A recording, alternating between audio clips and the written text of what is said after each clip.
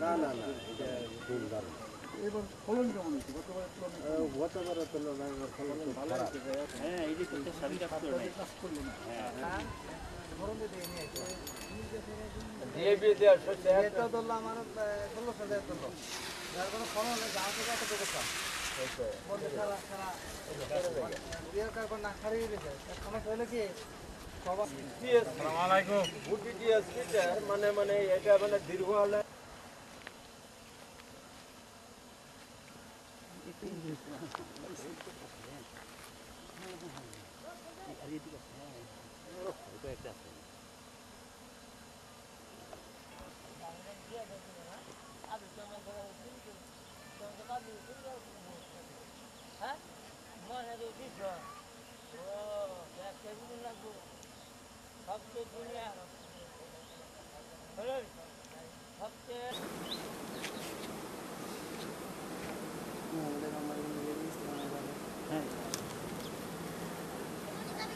একটা জি বাই করো।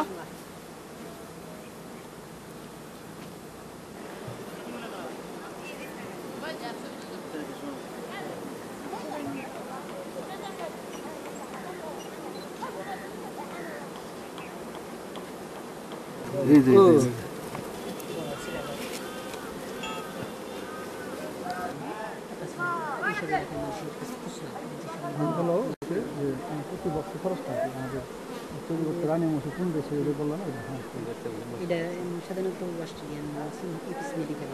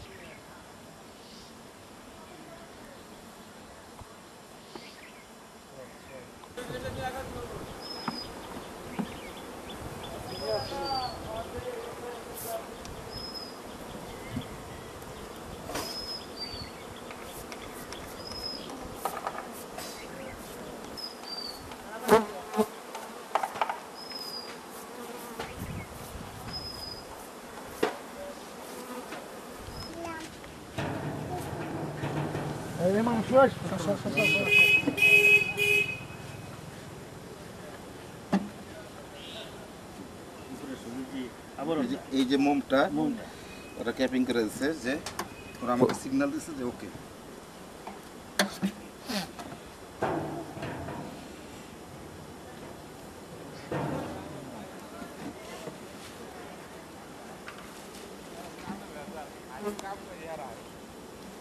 বাবু তোমরা চলে যাও, এখান থেকে চলে যাও, চলে যাও, কামড় দিব, যাও বাবু, তোমরা সরা সরা নদীটা ফাঁকা দিচ্ছে, ওরা ক্যাপিং হয়ে গেছে।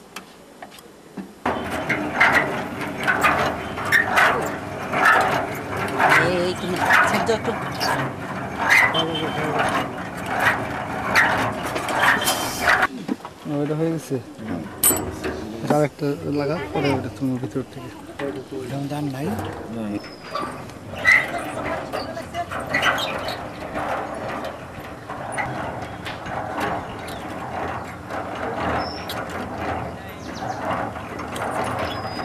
বুঝলো আমার ক্যামেরাটা নিয়ে না না উল্টা একদম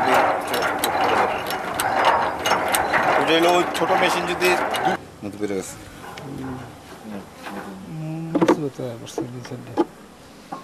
এটা আবার ই করবো তো, এটা থাকবে কম লাগে।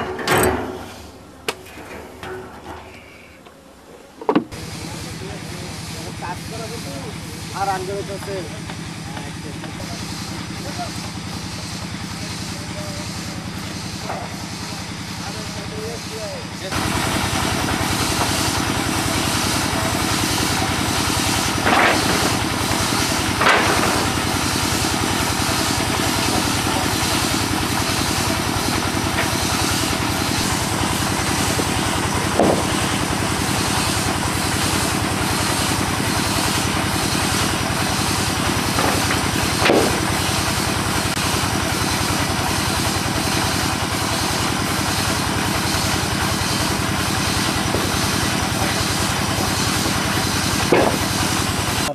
প্রযুক্তির মাধ্যমে মৌচাষ প্রকল্পে গাজীপুর থেকে আগত রিপনের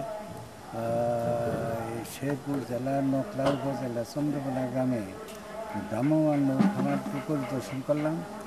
অত্র এলাকা প্রচুর সরিষা আবাদ হয়। এখানে যদি আধুনিক প্রযুক্তির মাধ্যমে একটা কৃষিকের মাধ্যমে যদি একটা ট্রেনিংয়ের ব্যবস্থা করা যায় তাহলে অত্র এলাকার লোকজন বেশ উপকৃত হবে এবং প্রচুর মৌ খামার হবে। এবং আমি অচিরেই একটা প্রস্তাব প্রধান কার্যালয়ে পাঠাবো। প্রস্তাব পেলেই আমি এখানে একটা প্রশিক্ষণের ব্যবস্থা করব।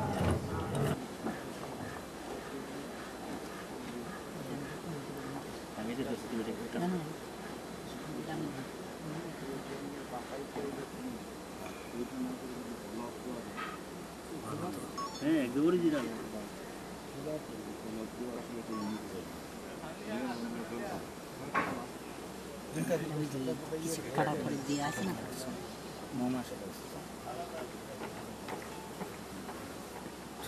নিচে বলে ওটা বাস্তব বাইরে বললো কাট করতে হবে না, কাট করলে আর পড়বো মানে এদিকে উল্টা হয়েছে। হ্যাঁ না 5 জন আগে বাদ দিবেন আর 70% দিকে আরো 2টা বাদ দিবেন। আমি মনিরুল ইসলাম রিপন, আমার বাড়ি গাজীপুর ডিস্ট্রিক্ট। আমি শেরপুর নকলা থানা চন্দ্রকোনা গ্রামে ভ্রাম্যমাণ মৌখামার, যেটা মিক মৌখামার নামে পরিচিত, এটা নিয়ে চলে আসছি। আমি এখান থেকে সরিষা এবং কালায়ের মধুটা সংগ্রহ করব। এটা সংগ্রহ করার পর আমরা অন্য ডিস্ট্রিক্টে চলে যাব, যেখানে ধনিয়া এবং কালিজিরা হবে। আমি মনে করি যে এলাকার যে যুবক শ্রেণী আছে তারা যদি এই ব্যবসাটায় আসে, যেদিকে একদিকে বেকারত্ব কমবে এবং আরেকদিকে পরাগায়নের যে সুবিধাটা এইটা এলাকার কৃষকরা পাবে। আর এলাকার কৃষকরা যখন পরাগায়নের সুবিধা পাবে তারা এই ফসলটা আরও অনেক প্রায় 95% পরাগায়ন হবে এবং সিডটা সবচেয়ে ভালো হবে। যদি কোনো এলাকার বেকার যুবক ভাইয়েরা বা বোনেরা যদি এই চাষটা আসতে চায় স্বল্প পুঁজিতে, শুধুমাত্র একটু স্বল্প পুঁজি এবং একটু মেধা খাটিয়ে যদি এই ব্যবসা করতে পারে, সে অবশ্যই তার জীবনে স্বাবলম্বী নিয়ে আসতে পারবে।